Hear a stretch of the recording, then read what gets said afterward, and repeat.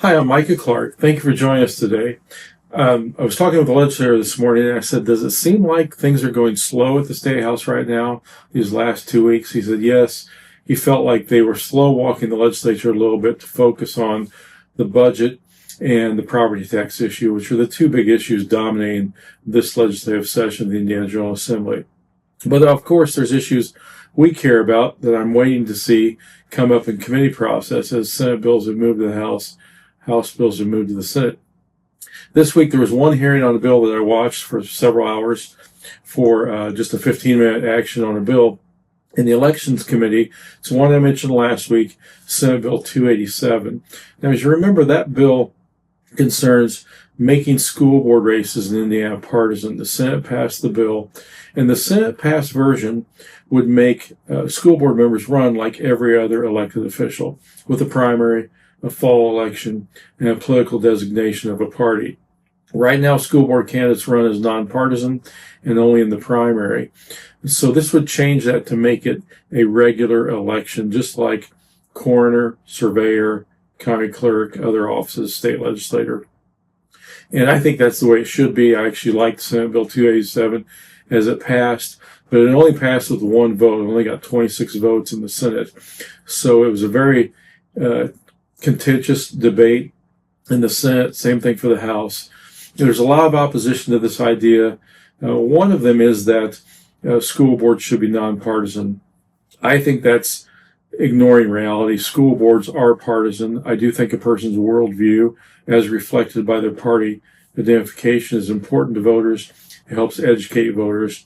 The other argument, which didn't come up this week, but in the debate, but that I've heard, is that it would cause school board candidates to have to spend more money to run, which I understand that, but at the same time, your coroner, your surveyor, other local offices, small offices have to do the same thing. And then I guess there's a third argument too. It's kind of in the minutia regarding something called the Hatch Act and federal employees, and it would wonder if federal employees could run in a partisan race. I don't know how many times that applies. Several legislators have mentioned that. I think that's kind of a diversion. But I do think the greater good is for voters to know the worldview of the school board candidates. So what happened this week was, last week they took testimony, and this happens a lot in the session. They will take testimony 1 week. They'll come back the next week. They won't take testimony, but the legislature will discuss amendments and then vote on the bill. And that's what happened on Wednesday. 287 came up. It was debated in the sense of there were two amendments offered out of the five that were filed. And they adopted one of those amendments, which would actually eliminate the primary. And so school board candidates would only run in the fall, and they would run with either Republican, Democrat, Independent, or nonpartisan, which I didn't realize was in the Senate version. I'm not sure what I think about that. I think a lot of candidates might claim they're nonpartisan. Of course, they will have to prove that. But and there is a provision in it where the county chairman, Republican or Democrat, or other party could challenge the validity of a person's claim if they have a voting record in primaries voting in one party and then they claim to be another. But the greater good of the bill, I think, is still better than where we are in terms of informing voters.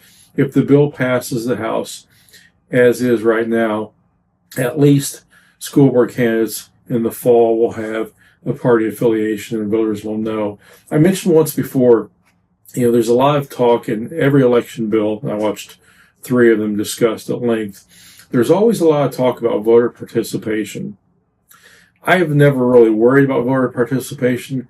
I'm more concerned about voter education, because if people don't know enough to know what's going on, whether or not they vote is really irrelevant to me. I want informed voters to cast informed ballots.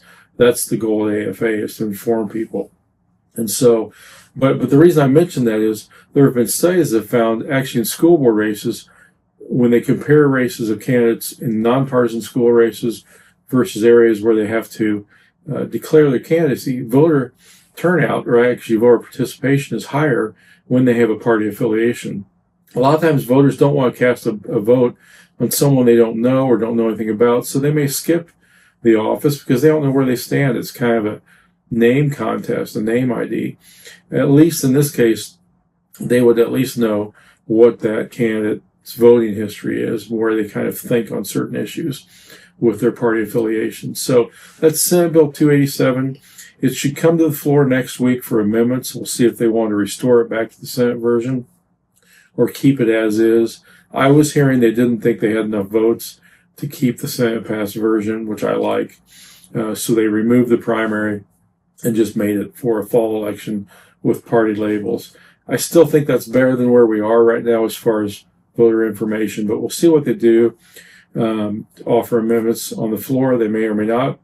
And then perhaps next week, perhaps the week after, they'll do the final vote on the bill. But then something happens. We'll talk about this more later as the process goes on. Well, when you have two different versions of a bill, which has happened here, the Senate, in this case, will have to vote on that again, because you want the legislators to have a chance to vote on the final version. That's where the conference committee process comes in.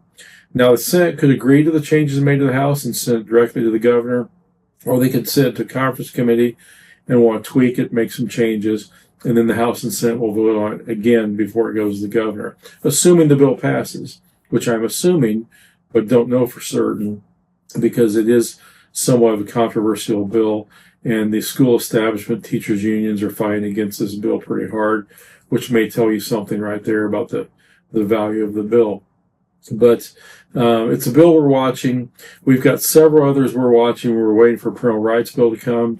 There's a school transparency bill on sex education, and several other bills I've mentioned before. There's a social media bill we're looking for, and some other things that we hope they'll move on pretty quickly as this goes on. The legislature should go past mid-April, maybe as late as April 29th, and then we'll know more, as I mentioned, when a revenue forecast comes out about what we might expect with the budget and with property taxes, and hopefully Hoosiers will get some significant property tax relief, and we'll see what happens. It's a very complex issue, but we'll try and keep you informed on that, although it's not something I'm testifying on.